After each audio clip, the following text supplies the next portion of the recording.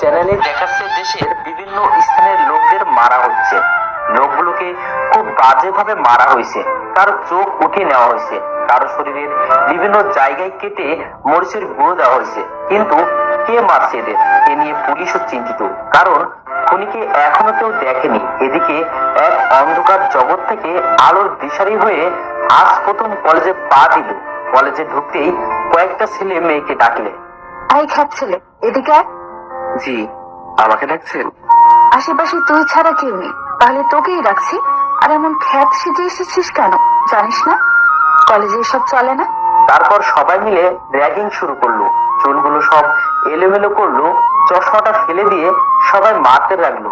ইভা বলল, থাক, অনেক হয়েছে, এবার ক্লাসে চল সবাই। ওরা সবাই চলে গেল।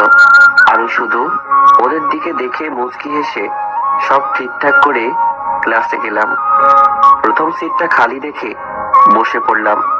ঠিক তখনই কেউ আমার কলার ধরে বলতে লাগলো, তুই এখানে বসার সাহস কেমনে পাস? এটা আমার সিট, দূর হয় এখান থেকে। ভালো করে দেখি এটা আর কেউ না, সেই মেয়েটা। আমি মুচকি হেসে পেছনে চলে গেলাম। তারপর স্যার আসলো, আমাকে অনেক অপমান করে ক্লাস শুরু করলো। সবাই আমাকে নিয়ে হাসাহাসি করলো, শুধু আমার পাশে ছেলেটা বাদে। ক্লাস শেষে স্যার চলে গেল, সবাই বের হয়ে গেল। আমার পাশের ছেলেটা বলল, তুমি আজকে নতুন? জি। আমি রাত, তোমাকে একটা কথা বলি, ওদের সাথে লাগতে যেও না, ওরা ভালো না। মিমের বাবা এখানকার নেতা, প্রিন্সিপাল, ওর বাবার কথায় উঠে বসে, এজন্য যখন যা মন চাই তাই করে, কেউ ওকে কিছু বলতে পারে না। ও, এই জন্য এত অহংকার?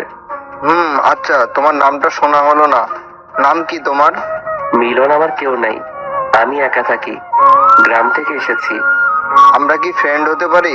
মিলন মুস্কি হেসে হ্যাঁ বলল। তারপর দুজনে অনেক গল্প করে বাড়ি গেল। পরদিন আবার আগের মতো সেজে কলেজে গেলাম। কলেজের সামনে রাহাতকে দেখতে পেয়ে দুজন একসাথে কলেজে ঢুকলাম। আর তখনই মিহিমা তার বন্ধুরা ডাকলো, আই খাচ্ছিলে এদিকে আয়। একটা ঢোক গিলে ভয় ভয়ে গেলাম। আই ছোট লোক, কাল তোর শিক্ষা হয়নি, আজ আবার খ্যাত সেজে কলেজে এসেছিস? আমি মাথা নিচু করে আছি আর বললাম, দেখেন আপু, আমিও এখানে পড়তে এসেছি, আমাকে আমার মতো থাকতে দিন না। এমন করেন কেন আপনারা? কি? আমার মুখের উপর কথা বলা?